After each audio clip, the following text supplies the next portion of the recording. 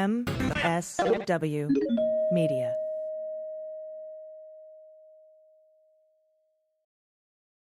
Welcome to Teacher Quit Talk. I'm Miss Redacted. And I'm Mrs. Frazzled. Every week we explore the teacher exodus to find out what, if anything, could get these educators back in the classroom. We've all had our moments where we thought, what the hell am I doing here? From burnout to bureaucracy to soul-sucking stressors and creative dead ends. From recognizing when it was time to go to navigating feelings of guilt and regret afterwards, we're here to cut out the gaslighting and get real about what it means to leave teaching. We've got insights from former teachers from all over the country who have seen it all. So get ready to be disturbed. Join us on Teacher Quit Talk to laugh through the pain of the U.S. education system. We'll see you there.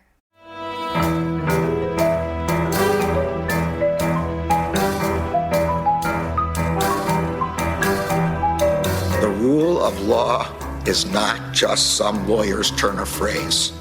It is the very foundation of our democracy. The essence of the rule of law is that like cases are treated alike.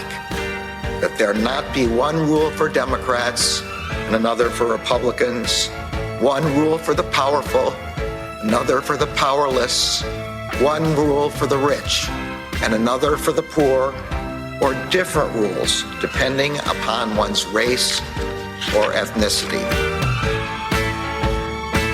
To serve as Attorney General at this critical time is a calling I am honored and eager to answer. So yeah, now it's cleanup on aisle 45 time. And for a long while yet, it is going to be cleanup on aisle 45.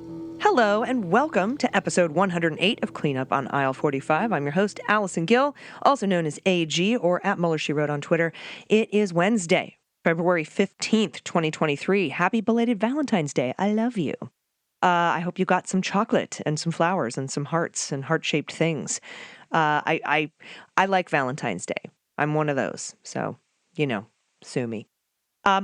Today, by the way, I'm very excited. We are going to be going over a court filing, an order from Judge McBurney about the hearing, about the special purpose grand jury. Remember, they did the whole report, and my previous host and I had a little bit of a disagreement. He thought that the report would come out in full because the law says that it shall, and I said, I don't know.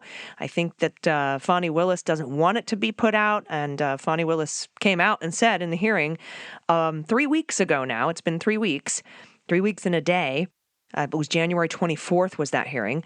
Fani Willis said, don't release this report. It's going to mess up my shit. It's going to, we're going to mess up. I'm coming with multiple indictments. There's going to be multiple trials. I don't want this to be tried in the media. That is something that the Supreme Court has decided as to why we keep these things secret.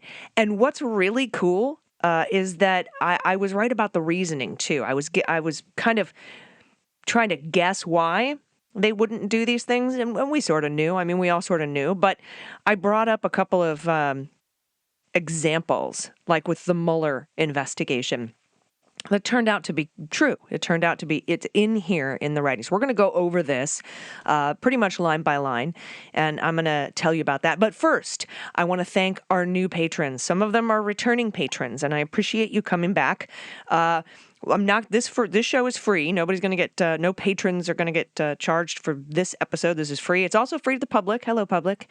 And starting next week, I will be joined by our new Cleanup on Aisle 45 co-host, Peter Struck. He will be joining me and joining me every week and for as long as it takes to get out this Cleanup on Aisle 45 news that we talk about every week. We're going to be focused on pretty much everything that Jack Smith's not focused on, right? Manhattan DA looking into Bannon, Manhattan DA possibly looking into Trump and the hush money payments and maybe the overvaluation of assets or undervaluation, depending on what he was trying to get done. We're going to be looking at the Fulton County District Attorney, which has been a long-running topic on Cleanup on Aisle 45. And, we're going to be talking about this weaponization committee. I call it the WTF committee because it's weaponization of the federal government, WTF government. And how ridiculous that is, without bringing too much, undue attention, unearned attention to people like Jim Jordan. but, to talk about what the Democrats are asking in these hearings, because I think that they bring up some really great points. So we'll be talking about that investigation as well, because personally, I think the weaponization of the DOJ investigation should be looking at Durham and Barr. And so we'll be talking about that because the Senate Judiciary Committee is going to be investigating that too. And I look forward to those hearings. We'll discuss them here as well. All right, so let's turn to, well, first of all, I wanted to thank I just got off on a tangent. I wanted to thank new patrons, and I have a list here, and there's quite a few, and these are new and returning patrons, so I'm going to split these up, some at the beginning of the show, some at the end of the show, but we always shout out our new patrons. You can make your name whatever you want, kind of like a pub trivia game, and so I would like to welcome Catherine Hall, John Saunders, Lynn Robinson, Rebecca Bickfazy, Melvin Gramke, Mark Hogue, Dan Roski, Kim Pollard, Lyle Begabing, Almost Always Joe, Heidi Christofferson, Karen Shields, Cassie Rogers, Jane Trancho, Nancy Ray, Andre Magnini, Michael John Barker, Joyce Alessi, Literal E, Mama K, Travelin' Texan, TXN, Robert O'Ray, Jaska Jarvaletto, I think I'm saying that right, ZJBXWBMN, which, as we know, Strong Bad on Homestar Runner would say Fahogu gods. Ray, and Wishing People Didn't Suck. Yes, I wish people didn't suck as well. Thank you for coming back or for joining as patrons. We really appreciate you. And once Pete comes on, we'll start putting out those bonus episodes again. I'll probably do one this weekend anyway, because I think between now and the end of this week, we will actually get an update on what's going on with this particular order that we are about to go over. So let's kick it off. Let's talk about this. Order regarding Special Purpose Grand Jury's final report. And there's a little bit of background here, which is great. Judge McBurney says, on January 20th, 2022, my birthday, DA of Fulton County petitioned the Chief Judge of the Superior Court of Fulton County to convene a special purpose grand jury.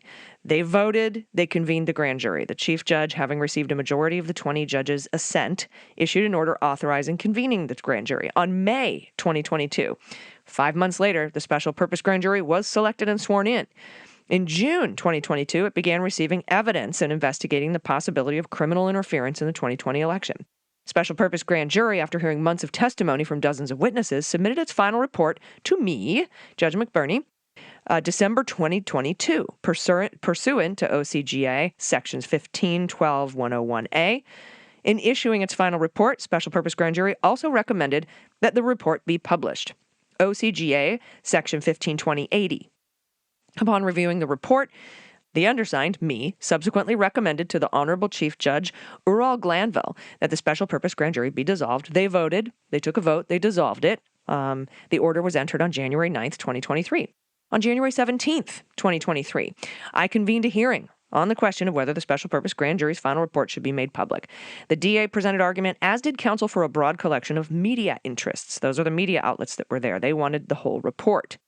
Having considered those arguments and relevant statutory case law, and for the reasons set forth below, I conclude that much of the final report should not be disclosed until such a time as DA Fani Willis completes her investigation, although two parts may now be published, consistent with protecting the due process rights of all involved. The due process rights of all involved. And this is that important thing, because if you remember, going back to the Mueller report, Mueller came out and said, hey, there's an OLC memo says I can't indict a sitting president. And because I'm Mueller, I'm going to follow that OLC memo. We all disagreed with that. We thought he should fight that, but he did not. So he couldn't indict. He concluded he couldn't indict Donald for obstruction of justice, right? Those 10 or so obstruction of justice charges, I believe 4 or 5 of them rose to the level of meeting all 3 criteria to prosecute obstruction of justice. But he said, look, I can't indict him. And so I also can't say that I think he obstructed justice, because that would violate his due process rights. And the way that he explained this, now, of course, this left a big old tunnel for Barr to park a disinformation bus in, which sucks. But Mueller said, hey, look, I can't even say he obstructed. If he was innocent, I would say that, but I can't say that. I can also not say that he obstructed justice. And the reason is because a person has a right to face their accuser in court. And if I can't indict him, that means he can't face his accuser. I'm stripping him of his right to face his accuser. Me, if I say that he obstructed justice, I can't do that. So now listen to what McBurney writes. As a threshold matter, the court rejects the media intervener's contention that the special purpose grand jury's final report is somehow a court record and thus subject to the public's general right of access to such things. The media intervener's literalist argument that the final report is a court record because, one, the court convened the special purpose grand jury, and two, the final report was delivered to the court. That argument is unpersuasive. That doesn't make it a court document. The final report, as the district attorney argued, was ultimately destined for her, not the court. It will inform her investigative decision-making process, not the court's. She requested it. She petitioned the chief judge to convene a special purpose grand jury for it, and she and her staff worked with that special purpose grand jury for months in an effort to provide the grand jury with sufficient evidence to generate the report for her. Moreover, the only physical copy of the report is in her possession, not the court's. It sits in no docket or official court or clerk file. That the report, per statutory process, incidentally passed through the court's hands does not make it an official court record of the court any more than a wiretap application or a search warrant affidavit. All three documents, report, application, and affidavit, are parts of criminal investigative processes, not court proceedings. So when the media got up and said, hey, per law, this is a court document, we should get it, the judge is saying it's not a court document. Just because it passed through the court doesn't make it a court document. It's a criminal investigative process document, not a court proceeding. There's also the matter, the judge continues, of the special purpose grand jury's recommendation made pursuant to 151280. That's the law that says the court shall publish if the grand jury makes a recommendation to do so. The statutory language is somewhat misleading. This is fascinating. A 151280 recommendation is more than a mere suggestion or request. If a grand jury recommends publication, quote, the judge shall order the publication as recommended. 151280, that's what he's citing there. Indeed, in general, the only screening function of the supervising judge when faced with this recommendation to publish is to ensure that those portions, if any, that are the product of ultra vires investigation by the grand jury are redacted. And then he cites case law. In other words, if the grand jury exceeded the scope of its authority in investigating, that unauthorized part of the grand jury's presentment must be removed before publication. Now, he goes on to say, having reviewed the final report, I conclude that the special purpose grand jury did not exceed the scope of its prescribed mission. Indeed, it provided the district attorney with exactly what she requested, a roster of who should or who should not be indicted, and for what, in relation to the conduct and aftermath of the 2020 election in Georgia. Thus, facially, the final report should be published in toto pursuant to 151280. But, as with many things in the law, it's not that simple. The special purpose grand jury investigation was appropriately largely controlled by the DA. She and her team decided who would be subpoenaed, when they would appear, what questions would be asked, and what aspects of the general election would be explored. The grand jurors were, of course, able to question the witnesses as well, but the process was essentially an investigative tool designed to enable the DA to gather more information about what actually happened in the days following the general election in Fulton County and elsewhere, so that she could make a more informed decision whether Georgia law was violated and whether anyone should be charged. It was, again, entirely appropriately a one-sided exploration. There were no lawyers advocating for any targets of the investigation. Potential future defendants were not able to present evidence outside the scope of what the DA asked them. They could not call their own witnesses who might rebut what other states' witnesses had said, and they had no ability to present mitigating evidence. Put differently, there was very limited due process in this process for those who might now be named as indictment-worthy in the final report. This is exactly what Mueller said. This is it. This is exactly it. I can't name someone as indictment worthy. I can't say this person has committed these crimes without giving them due process of law. And they didn't get any due process of law in the special grand jury investigation because that's not what a special purpose grand jury does. So they weren't wrong in not, having cross-examinations and lawyers and witnesses and being able to present evidence for the other side. That's not something that the special purpose grand jury is supposed to do. But because it's missing, you can't release a report saying, we find these people committed crimes without actually charging them with the crime. The charging of the crime is what kicks off the due process part, right? The trial, right? He says, that does not mean that the DA's investigative process was flawed or improper or in any way unconstitutional. By all appearances, the special purpose grand jury did its work by the book. The problem here in discussing public disclosure is that the book's rules do not allow for the objects of the district attorney's attention to be heard in the manner we require in a court of law. The consequences of these due process deficiencies is not that the special purpose grand jury's final report is forever suppressed or that its recommendations for or against indictment are in any way flawed or suspect. Rather, the consequence is that those recommendations are for the DA's eyes only. For now. Fundamental fairness requires this. As a report that may recommend that criminal charges be sought against specific individuals, but which as, quote, drafted after a secret investigation and based on an uncertain standard of proof, may be remembered long after, denials or objections from its targets are forgotten, and the report's readers may understandably but incorrectly assume that at least the rudiments of due process, notice and opportunity to be heard, were offered to the accused. That's Thompson v. Macon-Bibb County from 1980. This is particularly true if the grand jury's final report includes recommendations involving individuals who never appeared before the grand jury and so had no opportunity, limited or not, to be heard. What he's saying there is if she puts out an indictment for Trump, Trump wasn't brought into the grand jury. So even though a special purpose grand jury doesn't have a bunch of due process rights, he didn't even get to go down there and have those very limited due process things. Had none, zero. The constitutionally protected due process rights of anyone who may be named in their final report also require this outcome. When identifiable individuals referred to in such reports are afforded no statutory mechanism by which they may respond to the charges against them, serious questions of due process and fairness are raised. That's in regarding presentments of Loudoun County grand jury. That's 1983, another Georgia grand jury, special purpose. A rare instance in which general presentment, aka the final report, that was highly critical of the performance of a public figure, but which was nonetheless allowed to be published, illustrates this point about due process.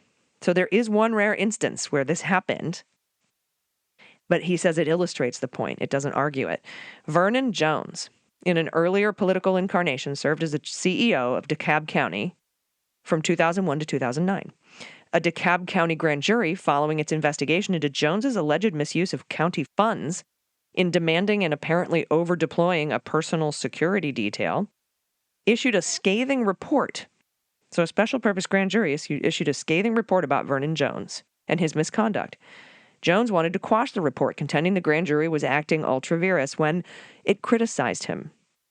A trial judge sealed everything and sent the issue to the Court of Appeals, which ruled that the report could be published pursuant to 151280 because, quote, Jones had an opportunity to testify before the grand jury under oath, and those individuals that he would have called as witnesses also testified under subpoena.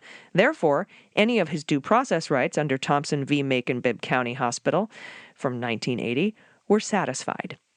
He got due process in that special purpose grand jury. That's why they published that report.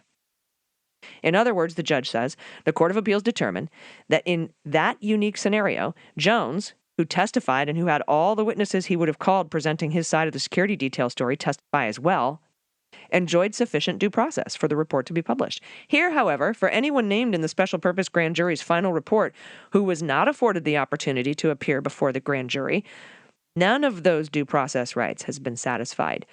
And for those who did appear, willingly or not, only the right to be heard, although without counsel or rebuttal, was protected. Given that, the court finds that the full disclosure of the final report at this time is not proper under Thompson, Kelly, and their progeny. This kind of says to me that they're recommending an indictment of Donald Trump because he didn't even get a chance to appear before the grand jury. Zero due process. I don't know. I'm just guessing. And he brings that up. He says, for anyone named in this special purpose grand jury's final report who was not afforded the opportunity to appear before the grand jury, none of those due process rights has been satisfied. Who didn't appear before the grand jury? Really just one guy. There are, however, the judge says, 3 parts of the final report that are ripe for publication. They do not implicate the concerns raised in Thompson and Kelly.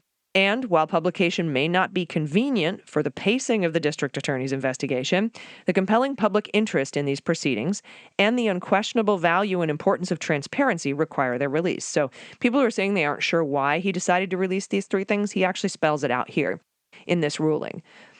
Compelling public interest and unquestionable value and importance of transparency. These 3 portions include the introduction and conclusion to the final report, as well as Section 8, in which the special purpose grand jury discusses its concerns that some witnesses may have lied under oath during their testimony to the grand jury. Because the grand jury does not identify those witnesses, that conclusion may be publicly disclosed at this time. Therefore, consistent with special purpose grand jury's recommendation made pursuant to 15-1280, that its final report be published, those 3 portions of the report will be placed in the docket for this matter on 16 February 2023. That's tomorrow. The several-day delay will allow the DA's team to meet with the undersigned, the judge, if necessary, to discuss logistics of publication and to determine if any portion of those 3 parts of the final report should be redacted for other reasons, notice of which will be provided in the 16 February 2023 docket entry. Finally, the court directs the DA's office to provide periodic updates on the progress of its investigation so the court can reassess if other parts of the special purpose grand jury's final report can be properly disclosed, consistent with the analysis set forth above. So ordered this 13th day of February, Judge Robert McBurney. So, as you can see, no due process, no report. Just like I said, feel good. I'm high-fiving myself today. And Fani Willis is very, very glad and agrees with Judge McBurney's order and will not appeal Judge McBurney's order. We have been on imminence watch for indictments from Fani Willis for 3 weeks now, since January 24th. 3 weeks was Tuesday, yesterday, as you're listening to this.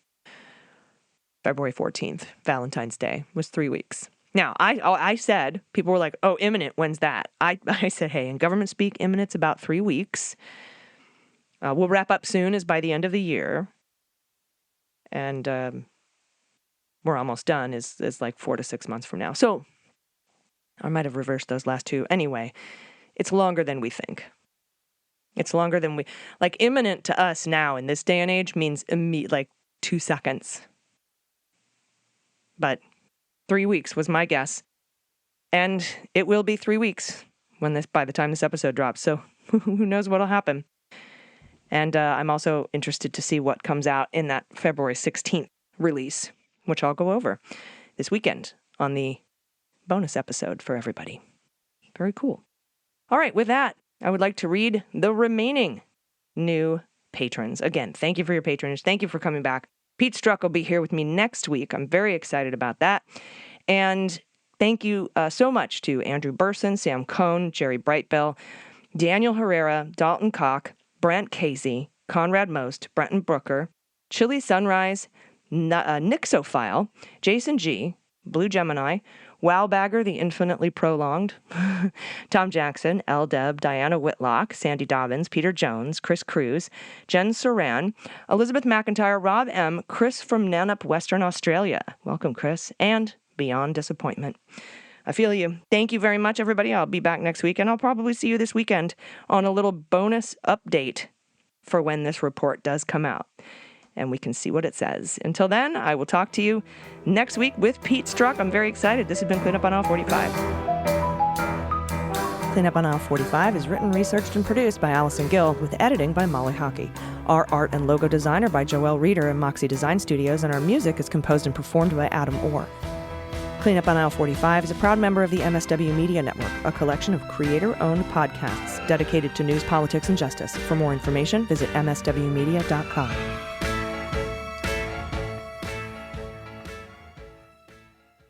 MSW Media.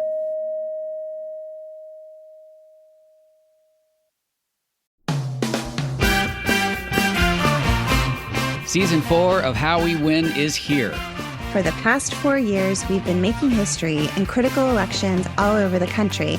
And last year, we made history again by expanding our majority in the Senate, eating election-denying Republicans in crucial state house races, and fighting back a non-existent red wave. But the MAGA Republicans who plotted and pardoned the attempted overthrow of our government now control the House, thanks to gerrymandered maps and repressive anti-voter laws. And the chaotic spectacle we've already seen shows us just how far they will go to seize power, dismantle our government, and take away our freedoms. So, the official podcast of The Persistence is back with Season 4. There's so much more important work ahead of us to fight for equity, justice, and our very democracy itself. We'll take you behind the lines and inside the rooms where it happens with strategy and inspiration from progressive changemakers all over the country. And we'll dig deep into the weekly news that matters most and what you can do about it with messaging and communications expert, co-founder of Way to Win, and our new co-host, Jennifer Fernandez-Ancona. So join Steve and I every Wednesday for your weekly dose of inspiration, action, and hope. I'm Steve Pearson. And I'm Jennifer Fernandez-Ancona. And this is How We Win.